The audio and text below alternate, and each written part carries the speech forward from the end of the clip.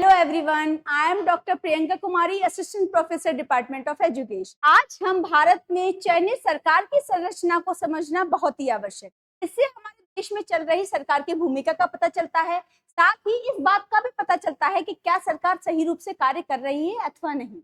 आज हम केंद्र सरकार और राज्य सरकार दोनों ही स्तरों पर सरकार की संरचना को समझेंगे। 1950 में भारत में संविधान लागू हुआ और सरकारी व्यवस्था को अपनाया गया। साथ ही सरकार के 3 अंग बनाए गए।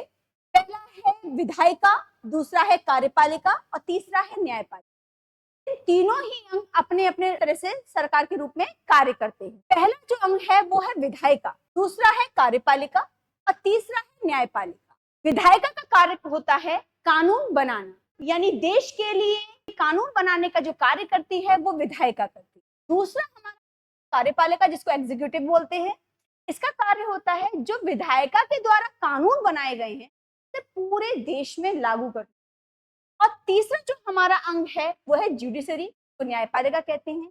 इसका कार्य होता है जो विधायिका के द्वारा कानून बनाए गए हैं, अगर कोई उन कानूनों का उल्लंघन करता है तो न्यायपालिका उसको पनिश करता है। सेकंड, न्यायपालिका का ये भी कार्य होता है कि संविधान के द्वारा कानूनों का निर्माण किया गया है, तो संविधान का संरक्षण करने की जिम्मेदारी भी न्यायपालिका की। विधायिका को केंद्र और राज्य दोनों ही स्तरों पर बांटा गया है।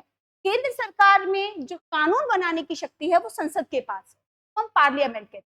पार्लियामेंट के 2 अंग होते हैं, एक है लोकसभा, दूसरा है राज्यसभा। इसी तरीके से हर स्टेट में एक विधानमंडल होता है और विधानमंडल के भी 2 अंग होते हैं। पहला है विधानसभा, दूसरा है विधान परिषद। अब विधान परिषद को हम देखेंगे कि हर स्टेट में विधान परिषद नहीं होती। ये डिपेंड करता है स्टेट पर, उस स्टेट की पॉपुलेशन पर, क्या वो अपने राज्य में विधान परिषद को रखना चाहता है अथवा नहीं। अभी वर्तमान में केवल 6 ही ऐसे स्टेट्स हैं जहां पर विधान परिषद को अपनाया गया, जिसमें से आंध्र प्रदेश, उत्तर प्रदेश, तेलंगाना, बिहार, महाराष्ट्र एंड कर्नाटक। ये 6 ही ऐसे स्टेट्स हैं जहां पर विधान परिषद को अपनाया गया। अब हम बात करेंगे कार्यपालिका की। कार्यपालिका का भी 2 स्तरों पर विभाजन किया गया है। केंद्र की अपनी अलग कार्यपालिका है और राज्य स्तर पर अलग कार्यपालिका कार्य करती है। केंद्र स्तर पर जो कार्यपालिका का प्रमुख होता है उसको हम राष्ट्रपति कहते हैं, और राष्ट्रपति कार्यपालिका का ही प्रमुख नहीं, पूरे देश का भी प्रमुख होता है। सर्वाधिक शक्तियां राष्ट्रपति को दी गई हैं और राष्ट्रपति को ही प्रथम नागरिक भी कहा जाता है। दूसरा है उपराष्ट्रपति और तीसरा अंग है हमारा प्रधानमंत्री। तो प्रधानमंत्री राष्ट्रपति की वास्तविक शक्तियों का जो निर्वहन करता है वो प्रधानमंत्री होता है, और प्रधानमंत्री को वास्तविक प्रधान भी कहा जाता है। चौथा हमारा स्तंभ है मंत्रिपरिषद, जिसको मंत्रिमंडल भी कहते हैं।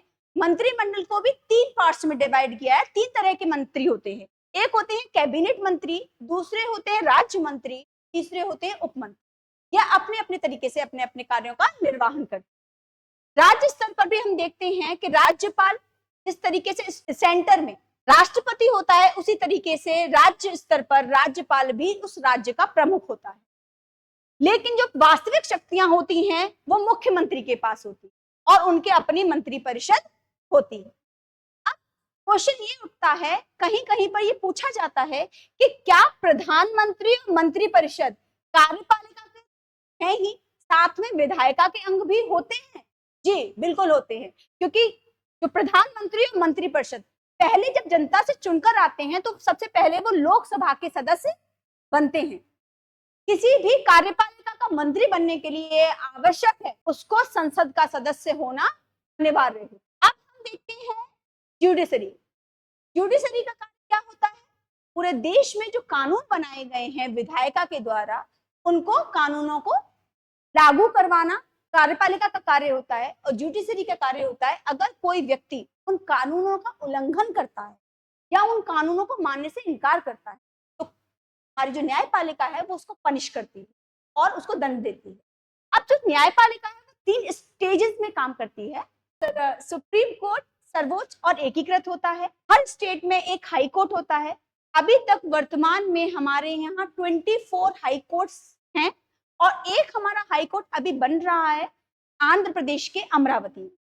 और डिस्ट्रिक्ट लेवल पर वो पनिशमेंट का कार्य करती है, न्यायपालिका अपना काम डिस्ट्रिक्ट कोर्ट के द्वारा करती है। ऐसे ही महत्वपूर्ण विषयों के बारे में और जानकारी प्राप्त करने के लिए हमारे YouTube चैनल को सब्सक्राइब करें। Thank you.